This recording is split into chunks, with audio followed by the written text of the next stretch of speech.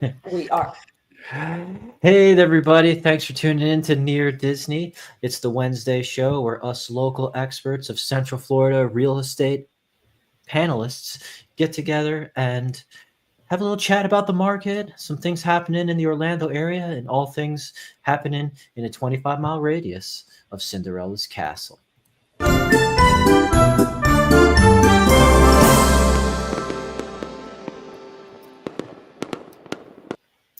Awesome. Got those fireworks popping. Yes. We were just talking about how people are already starting to put out Halloween decorations, so that's putting the boo and bippity boppity boo. Yes, it is. Scary times. And as people jump in, we like to usually start with a little Disney themed content. Feel free to say hello or let us know where you're watching from while we're just getting the ball rolling. Apparently, according to the Orlando Business Journal, reporting Dinosaur Ride's final days set as Animal Kingdom preps for major Tropical Americas overhaul. That's kind of a clunky headline for what this is about, but Disney's Animal Kingdom will close Dinoland USA on February 2nd, Groundhog Day of 2026. Huh. And then a new Tropical Americas theme will debut the next year. So they're going to take a while re-theming that area away from dinosaurs, which are so cool. But, I guess they're just going to let Universal Studios have the lion's share on dinosaurs for now with the Jurassic Park, Jurassic World stuff. But, that movie came out a long time ago, the dinosaurs thing.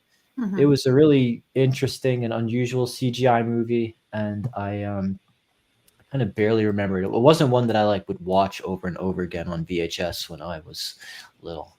But if you have a special relationship with that area or a special ride in it or favorite dinosaur, definitely. Yes. Too. I like Parasaurolophus myself. Oh, okay. Kim Hawk is calling us the Fab Three. Thank you, Kim. Thank you. Watching from Facebook. Thank you, Kim. Parasaurolophus. It's a good one. It's like the ducky from Land Before Time. Oh, okay. All right. I didn't know. Why didn't you just say? Right. I forgot about him. Yeah. Oh, that's right. But it was like neither one of us knew what to say. It was like, how do we follow that? That's such great information, right? Everybody has to have a favorite dinosaur. So basically, this will be your last chance to check out Restaurantosaurus or Donald's Dino Bash, featuring Donald and Daisy Duck and other characters. So that's fun. But basically, what's coming instead? Pueblo Esperanza, a town with an open-air market, central fountain where villagers gather to share stories, an immersive Indiana Jones attraction set inside a Mayan temple, and a ride themed after the movie Encanto, which is going to be communicating with animals in the rainforest, and the carousel featuring animals from Disney stories. And there's plenty to work with in that department. It was like for a while, and I think even still, it's like every major Disney movie cartoon had like a cute little animal side character who's there to sell plushies and all that good stuff. Yeah. And if you have a favorite one of those, let us know in the chat as well. I personally have a fondness. I had that raccoon from Pocahontas as like a puppet when I was little. You did? I loved Lady and the Tramp when I was little. I used to watch that all the time. Yeah, that was one of my favorites. Oh gosh, yeah, they do. Every time they have a dog story, that's cool. Like 101 Dalmatians. Mm-hmm. Yeah. Oh yeah, they're Disney. Disney knows how to make us fall in love with their animals. They really do. They do a great job with that. So throwing things over to the real estate side of things, I think this is an important time to talk about home inspections. The market is one where maybe there's some more seller concessions happening right now, and maybe you can still make your deal work out if inspection items come up, but you want to make sure that you know what you're really looking for and what's really important. So want to guide us through that, Virginia? Yeah, sure. So it is important for people to understand why the inspection is such a crucial part of home buying. And, we have encountered times when the market is competitive, where if there's a lot of people interested in one property, some people might forego an inspection just to kind of make their offer a little bit more desirable to the seller. However, on a regular basis, an inspection is a really important thing to do, because the home might look beautiful from the outside and, it's perfectly staged on the inside, but you really have to look at the bones of the home. And we never really recommend skipping that, no matter what. No, I wouldn't recommend exactly. it. But I mean, I have had clients who say, I'll forego the inspection because I really want the place, because they've had multiple bids on it. So, it is something to think about, but not really in an everyday market. So we want to talk about what things are on the inspection checklist that are important to understand. Of course, here in Central Florida, we are going to look at the air conditioning and heating. That we do want the heat sometimes in the winter for about 5 days. But the AC units are, it's very important to have your inspector check out the year of the AC, how is it functioning, just everything about it is really at the top of the list for your inspection. Then we want to look at the plumbing in the house, possible leaking, drainage, and the water heater. That's a key element. Your electrical system is important to ensure the home is up to the standards. And the function of the electrical box, the outlets, the switches, the lighting, all of those things are extremely important. And if you have solar panels on the home, are they working properly? So just another thing to check out under electric. The roof, of course, here in Florida, it's really important to have a new roof, or not one that's over 25 years old if it's shingles, because you can't really get home insurance. Homeowners insurance. Unfortunately, it's kind of closer to 10 years old with the recent policy changes that they want to see the roofs be. Unfortunately, it's just we're at the mercy of what the insurance companies will do with their policies. Right. And even like I said, I had a roofer get up there and he said there's a good 4 to 6 years left on this roof, and they just have the rigid cutoff number, and that's just what they go off. It's just a statistic to them sometimes. So that can be a negotiating point with the roof. Yeah. And the roof is definitely one of those like top priorities in the inspection. Like we just want to make sure that everything is up to speed with the age and the condition of the roof. And then coming inside, we want to look at the floors, the walls, the ceilings. Are the floors level? If it's carpet, what are the conditions of the carpet or tile? Or is there any cracks in the tile? Wood floors, do they need refinishing? Cracks in the walls and the ceiling, just all the things on the interior we want to look at. Oh, and someone got a comment here saying about solar. And one more thing is that, it's definitely important to find out whether they've been paid off or not. Right. Are they renting the solar panels, or have they bought them? Or are you assuming a lease on the solar panels? So good questions. Not many people really want to do that. So even just from the point of getting your home ready to sell, it might be good to just pay those off if you can. Mm-hmm. Mm-hmm. Yeah, it makes it easier. It's a smoother transition, definitely, when selling. Then we want to look at the foundations in the attic, and they have basement on here, but in Florida we don't have basements because the water level is too high. So, but it is important to look at the foundations, checking for stability in the attic, checking for the security of the rafters in the attic, because those affect the roof. So all those things, a good inspector will be able to kind of go up there and look around and check that out for you. As well as insulation. Are we losing heat or air conditioning through the windows? Is everything properly sealed? In the exterior, is there any damage to the bricks or the siding? And then, of course, the appliances. We want to look at all the appliances that are coming in. Are they all in working order? So we just, and we have a pretty comprehensive list of what we expect to see on an inspection report. And typically the main things will come up at the beginning of a report, saying like X, Y, and Z are potentially problematic. And, maybe there's some other little things that really, you can kind of leave out or not negotiate with, but major issues, you really have to be aware of these things before you can go in. It's a protection for the buyer, for sure. Yeah, the inspection is one of the big hurdles to get by, especially like when you say for negotiation. Now, a lot of times we see as is contracts get submitted, but there's still maybe some things get asked. Like if you're a seller, don't be shocked that somebody asks for either a repair or a credit. Sometimes we just like to see things get credited just because that's less liability on you, whether the guy you hired to fix it or whether you had a good thumb yourself to fix it and it just didn't actually fix the issue, as I think you were just dealing with recently, Sue, with a place. Yes. But we could talk about that. But no.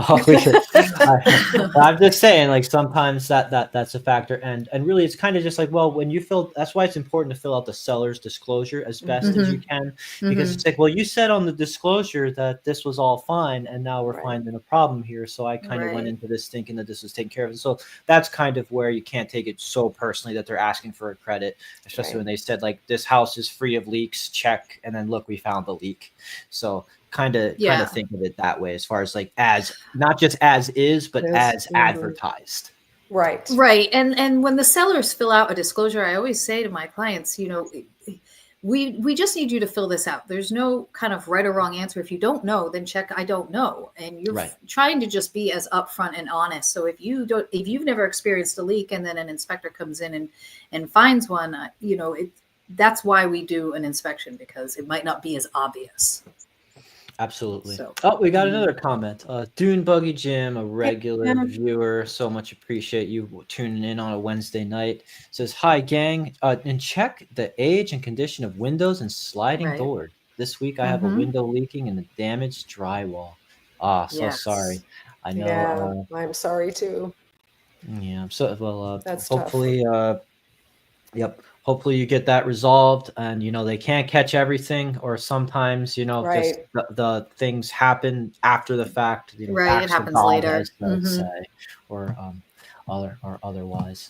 So thanks for sharing that, for sure, Virginia, appreciate that. And it's funny, I just accompanied an inspection today, and they usually save the attic for last, actually, because around here in Florida, because that's where it just gets the most hot and sweaty, and that's when they just mentally check out. Like, I'm done after this. It's like exactly, it's so hot. 200 degrees up there. Yeah. That's when they're ready to go home.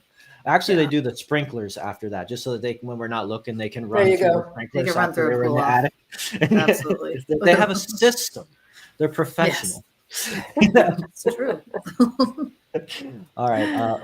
And we found this other idea that kind of ties into that, as far as getting things ready for sale, that maybe just getting ahead of the inspection report, especially with exterior things in the home. This is about curb appeal.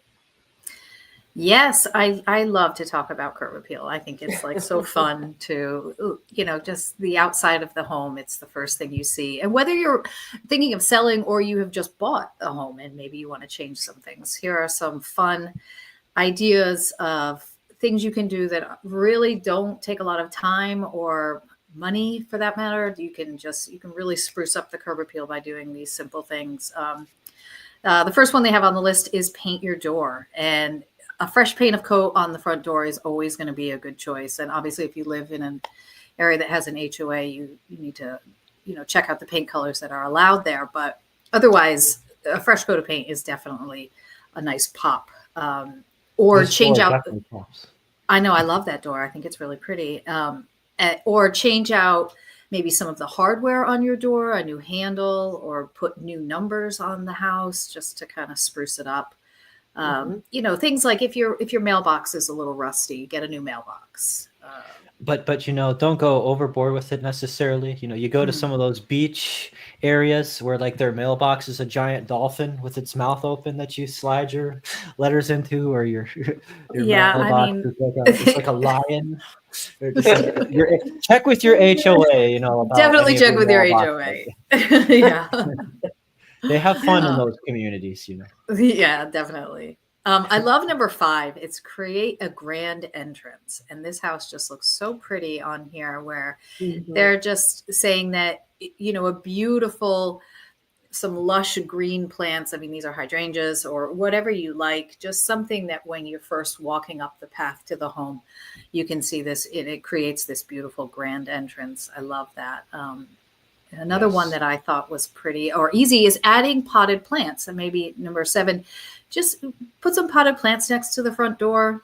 That definitely spruces up the whole walking up to the home. Do a thorough cleaning of the porch, clean up the edges to your garden, just kind of manicure it. And these are things that don't really have to, you can just kind of like easily maintain over time just to kind of have that crisp look when you're coming up. Number 10, I think is great. I love a cohesive color scheme where you're kind of pairing the front door or the siding of the house to some plants in the front yard and everything. I mean, doesn't that house look so adorable? I love that. Just Yeah, looks so inviting. cute. Yes, very inviting. This article is making me. I can't wait to have my own single family home someday. I know, it makes you want to do fun things, like you can light up the walkway with some little lanterns. They've made them so easy. You could just, there's most of them are solar powered, so you just kind of stick them in the ground and then they light up at night. Or putting new furniture on your front porch with like some pretty throw pillows. There's just a lot of little things you can do. And if you want to check out this article, there's 27 things on the list, so I won't belabor the point, but it's on realsimple.com, and they just have it's a pretty comprehensive list of fun little things you can do to spruce up your curb appeal. I like when these articles have pictures and they don't just make you imagine it. Yeah, for sure. And single family homes are the ones that are easiest to, most conducive to decorating for Halloween. You know, I can't really do much from my condo, but that's when you really made it in America. It's when you can just put Halloween all over your yard to your heart's content. I love decorating for Halloween. But not until October.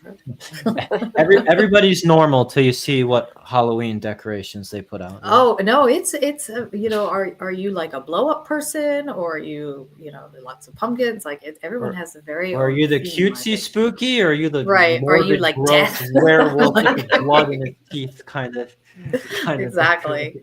The Grim Reaper. Yeah, you can tell a lot by a person by how they decorate for Halloween. So, Sue, you said you had some market data that you wanted to share. Yeah, I just found this really interesting today. Sorry, like Elijah said, he loves it when there are pictures. I don't have any pictures, but I'm not sure what pictures would go with this other than a graph. But here, if you can just follow along with me. I was interested to see what type of buyer activity we have in Florida. As you know, I deal a lot with, or I have started dealing a lot with people in the 55 plus community. And we have, Florida has over 375 communities like that. And we are, I think, number 1 in the country, and which is why a lot of people 55 and over are flocking here. But it's not just the 55 plus community. We have seen an increase in, actually, we're starting to see an increase in first-time buyers in a younger generation. Now, they're not necessarily buying their dream home, but we've had, you know, several episodes here on our show talking about ways that you can get into at least a starter home or a starter condo or townhome, you know, get your foot in the door, so to speak. I guess that's a real estate term. I don't know, but it will, you know, just, term. It's a salesman term. Oh yeah, that's right. It is, isn't it? That's right. It is. So we have a lot of inventory, not just in 55 plus communities. We have a lot of foreign buyers, not just from, you know, Latino countries, you know, which we have quite a few, several that are close to us, but we're also seeing an influx in buyers from the UK. And that is, the taxes are lower here. And obviously, you know, our weather can certainly beat Britain, probably, you know, 99 days out of 100. And, you know, so there's not just, you know, the price of a home looks good, or the community may look good. There's a lot more involved. You know, it's a financial decision. It is The relocation part of it is huge. There's a lot to take into consideration. But I wanted to go back to, this is just kind of a retiree boom type demographic from 2020 to 2022. Florida saw an influx of 171 plus retire 171,000 over 171,000 retirees moving in, and that was a net gain of approximately 77,000 when you factor out some are leaving the state, but we're still getting a lot of people coming in. And I think from 2022 to 2025 now, we've got even more retirees coming in. But like I said, we're also seeing so many young families coming in. And again, all those people that we really want to try to help you guys. If you're looking, and really like Elijah is saying, wants to get into a single family home or a townhome or even a condo, give us a call. Our numbers are on the screen, and we'll repeat those for you at the end of the show. Let's not forget to do that for anyone who's just listening. And so give us a call. We can help you. Get you a place of your own. Yes. Absolutely. Thank you. Thanks for sharing that reminder. Sure. And yeah, definitely we have worked in a handful of 55 plus communities.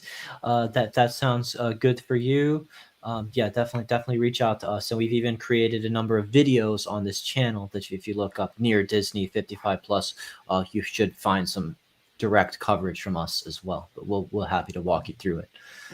Something else I just wanted to share, just kind of came up in my own week, was just kind of going over HOAs, arming you with some information about tips for buying or selling a home with an HOA.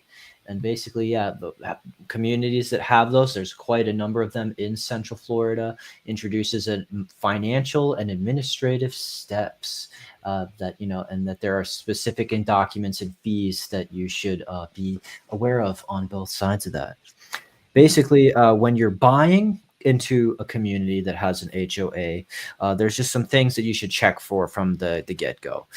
If there's a capital contribution that's paid at closing, like in addition to the price, and how much that is, it could be even like a percentage of a price. So you were getting into thinking that you were avoiding that maybe because you were a buyer and not, only the I'm used to sellers just paying percentages of the price as commissions or something, but you might need to pay that to the HOA.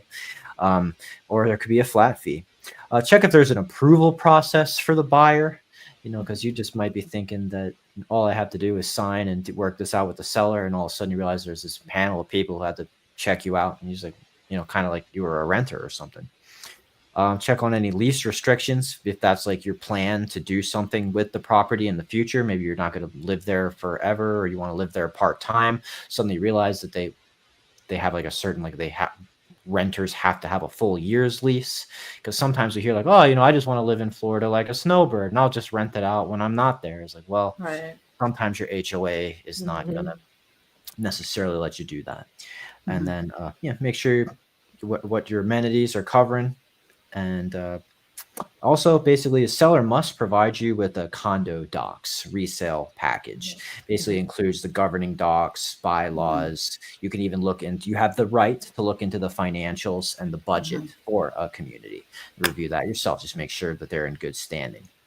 And so even like if you were buying like a townhouse or a condo, you say like, well, the cool thing about that is I pay like some monthly dues, and then the condo takes care of the roof.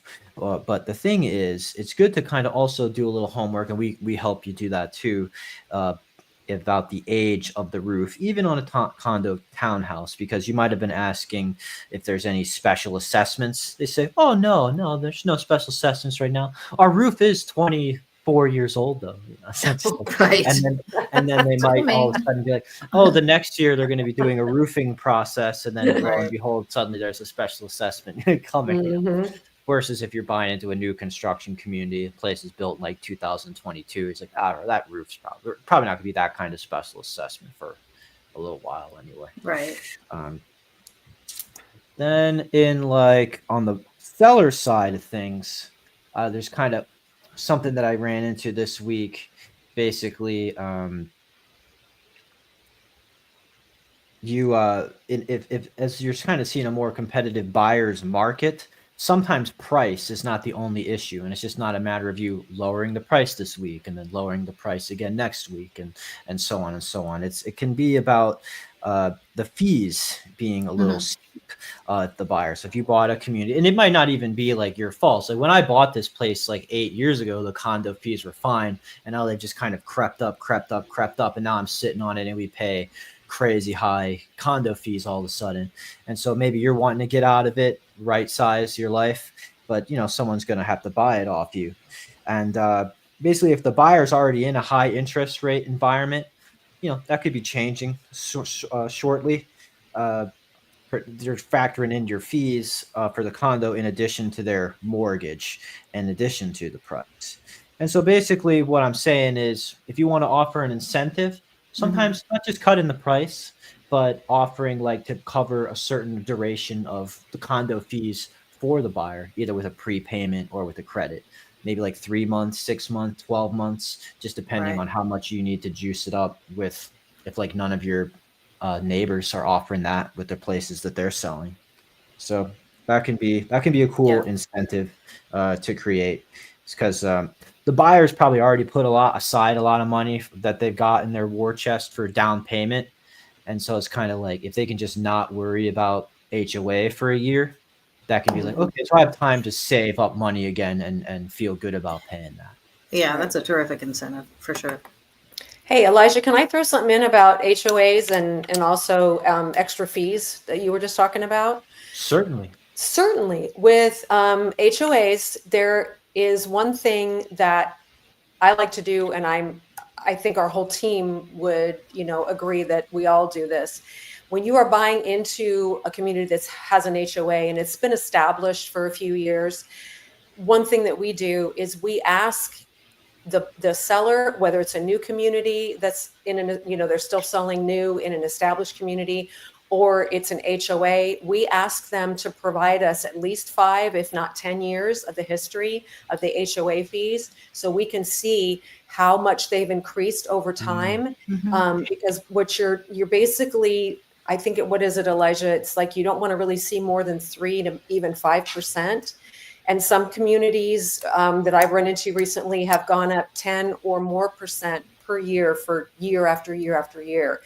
And so there's that to watch out for. And then when you're purchasing a new home, I just had this experience on Monday. I was taking some clients through some new construction communities. We were in a community, and I won't, name it because that wouldn't be fair. But we were in a community that was pretty much brand new, and the sales agent who I've worked with before, wonderful person, and would never think anything negative about them or that they were trying to hide anything. We were looking over the documents. At the very top of the document, it said there was a one-time $4,500 fee that was what did they call it? It wasn't a fee. They called it a I can't remember what they called it, but it was a $4,500 fee that would be incurred by the buyer, but it was just a one time. And when Mhm. we pointed it out, the sales agent there looked at it and said, "Oh my gosh, I didn't even know that was there. I had no idea." That's And awesome. so these are the kind of things that we help you with, whether it's resale homes or new construction.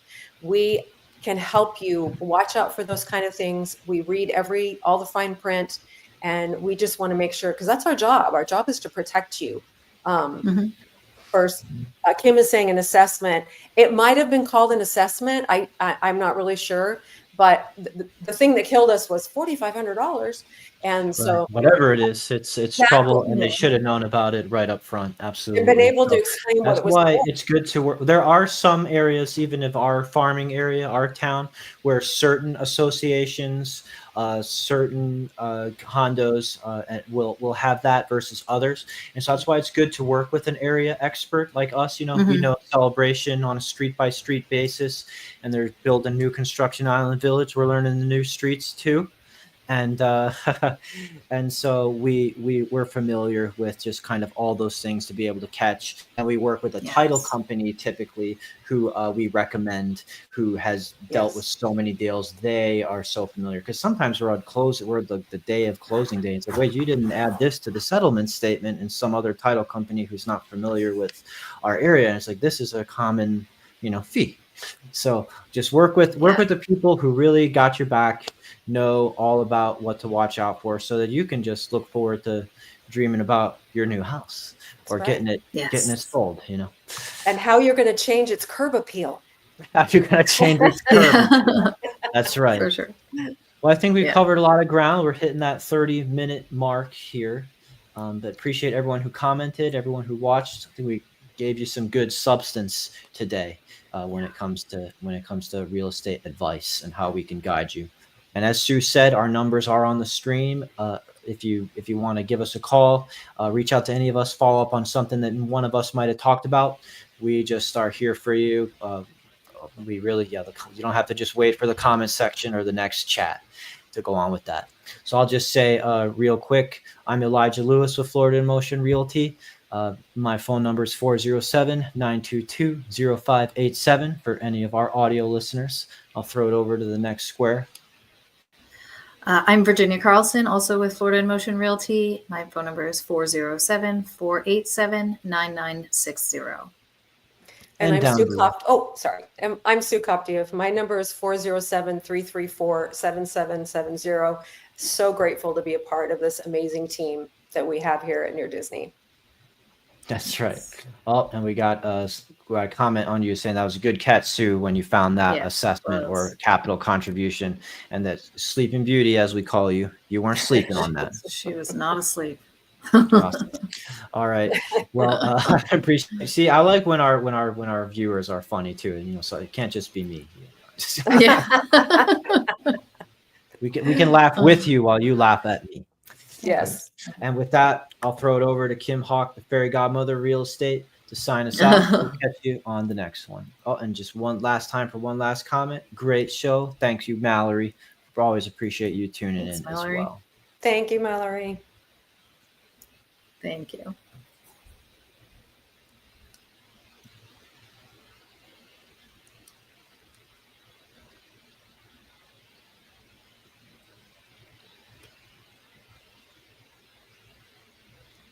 Because this is truly a magical place to live.